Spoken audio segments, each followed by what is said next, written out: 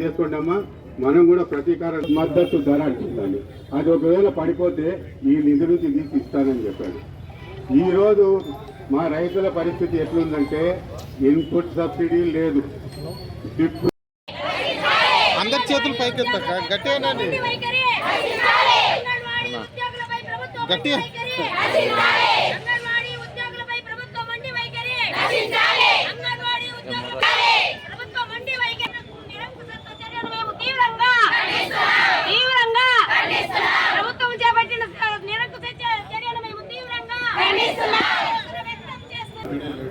ఈ రంగం లేదు, ఆ రంగం లేదు, ఏ రంగాన్ని చూసినా అన్ని రంగాలు వచ్చేస్తున్నాయి. కనుక రేపు జరగబోయే ఎలక్షన్స్ ఎంత దూరం లేదు. ఇప్పుడు కూడా ఎందుకు మీరు ధైర్యంగా వాడు ఏం రాస్తాడో ఏమో, అవునా కదమ్మా? దానికోసం భయపడి ఇప్పుడు భయం లేదు మనకు. నీళ్ళలో నిండా మునిగిన్నాం, హ్యాపీ. ఇంకేం ఇంతకంటే తల్లేం పెట్టదు మనకు. రేపు ఇక పోరాడితే పోయేది ఏముంది? బానిస సంఖ్యలు తప్ప మా మిత్రుల యొక్క పర్ఫెక్ట్ స్లోగన్ అది. కనుక పోయకుండా మనం అనుకునే సాధిస్తాం.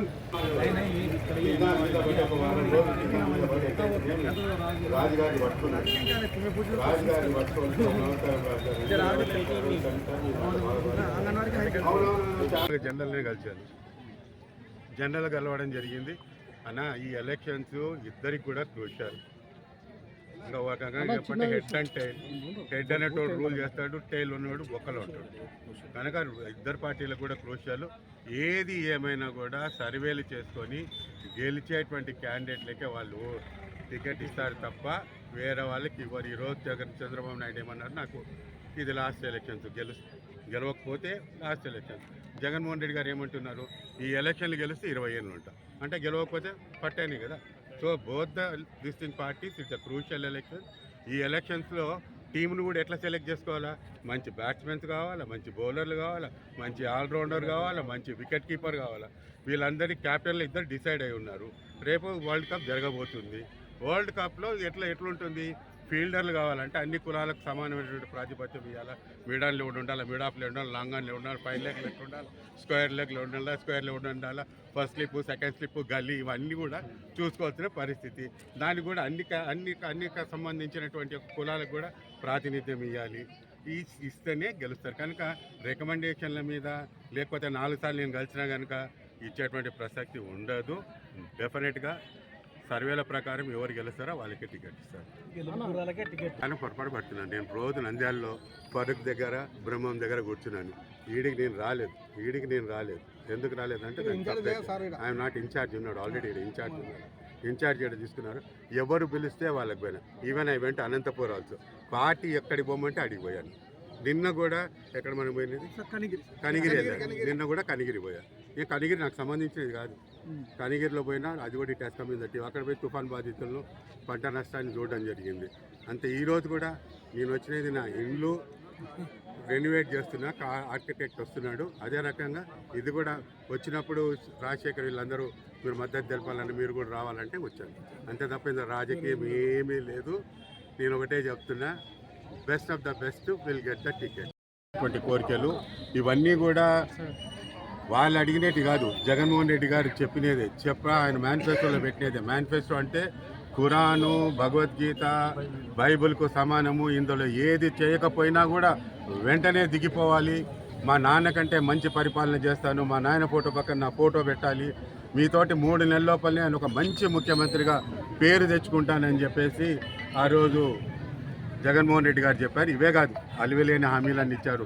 ప్రతి ఒక్కరికి వీళ్ళకు వాళ్ళకు అనకుండా ప్రతి ఒక్కరికి ఏది అడిగినా కూడా అది బడ్జెట్ సహకరించదా, అవుతుందా లేదా, మొదటైతే నేను గెలవాలా ఎట్లన్నా సరే అన్న రకంగా ఆయన ప్రామిస్లన్నీ చేయడం జరిగింది. వచ్చినప్పటి నుంచి కూడా ఈరోజు దీని పేరే వైఎస్ఆర్సిపి. అంటే ఏంటి? యువజన శ్రామిక రైతు. యువకులకు వచ్చేసి ఆ యొక్క జాబ్ క్యాలెండర్ ఫట్, అవునా కదా? యూత్కు జాబ్ క్యాలెండర్ బాయ్. శ్రామికులకు వచ్చి ఇసుక లేకుండా వాళ్ళను కంప్లీట్ చేశారు. రైతుకు వచ్చేటప్పటికి ఈరోజు మద్దతు ధర లేదు, ఇన్పుట్ సబ్సిడీ లేదు, ఏది నథింగ్, ఏమీ లేదు ఈరోజు. అంటే జీరో. మామూలుగా వైఎస్ రాజశేఖర రెడ్డి అంటే ఈ వైఎస్ఆర్ పార్టీ అంటే ఎదురింటి సందింటి రాజశేఖర రెడ్డి పార్టీ. ఈ యువకులకు, శ్రామికులకు, రైతులకు సంబంధించిన పార్టీ కాదు. ప్రతి ఒక్కరు కూడా ఈరోజు నష్టపోతున్నారు. త్వరలోనే ఈరోజు ఎలక్షన్స్, 3 నెలల్లో ఎలక్షన్స్ రాబోతున్నాయి.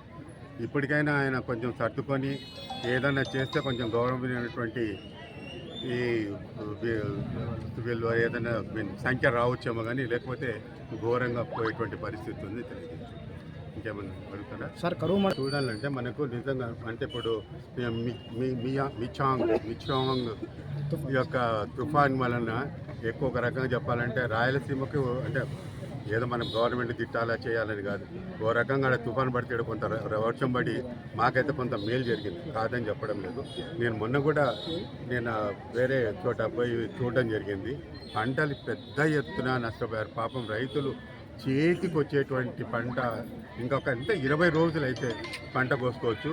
అది కూడా కాకుండా హుద్హుద్ తుఫాన్ వచ్చినప్పుడు చంద్రబాబు నాయుడు గారు ఎక్కడ స్టార్ట్ అవుతుంది, ఎక్కడ ఎండ్ అవుతుంది, దాని ప్రభావం ఎంత ఉంటుంది, ఎక్కడ ఎండ్ అవుతుంది, ఎన్ని రోజులు పడుతుంది, దీనివల్ల జరిగే నష్టం ఏంటి, ముందుగానే ఎస్టిమేషన్ వేసుకొని అక్కడ పోయి వారం రోజులు ఉండి అన్ని రకాలుగా నీళ్లు ఇళ్ళల్లో పెట్టుకోండమ్మా, పాలు పెట్టుకోండమ్మా, కూరగాయలు పెట్టుకోండమ్మా, కరెంటు పోవచ్చు, పోల్ తట్టం పడవచ్చు, ఈ రకంగా చెప్పి ప్రజలను కూడా అవేర్నెస్ తీసుకొచ్చి వాళ్ళందరినీ కూడా ఆ రోజు హుద్హుద్ తుఫాన్ అయిపోయిన తర్వాత వితిన్ నో టైంలో గతం కంటే కూడా చాలా బ్రహ్మాండంగా వైజాగ్ని తీర్చిదిద్దడం జరిగింది. మరి అదే ఈరోజు ఈ తుఫాన్ వస్తే ఇది కూడా మనకు చాలా ప్రకృతి వైపరీత్యాలను మనం ఎట్లా ఆపలేము. కానీ మొదటనే మనకు ఉన్నటువంటి టెక్నాలజీ వల్ల మొదటనే మనకు తెలుస్తుంది.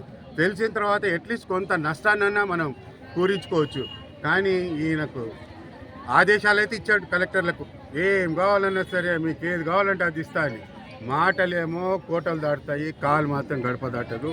డబ్బులు లేవు, ఏమి లేవు మాటలు చెప్పాడు. ఈరోజు ఆయన చంద్రబాబు నాయుడు ఆ ఏజ్లో కూడా ప్రతి చోట పోయి తిరగడం చూసాం. మరి ఈరోజు జగన్మోహన్ రెడ్డి గారు ఏ రకంగా తిరుగుతున్నారో మనం చూసాం. ఏదేమైనా కూడా చాలా పెద్ద ఎత్తున ఈరోజు రైతులు నష్టపోయారు. వాళ్ళని ఆదుకోవాల్సినటువంటి బాధ్యత ఉంది. మేము వరికి వచ్చేసి 30,000 రూపాయలు, హార్టికల్చర్కి 40,000 నుంచి 50,000 రూపాయలు ఇవ్వాలని ఒక ప్రతిపాదన పెట్టాము. కేంద్ర ప్రభుత్వం వచ్చి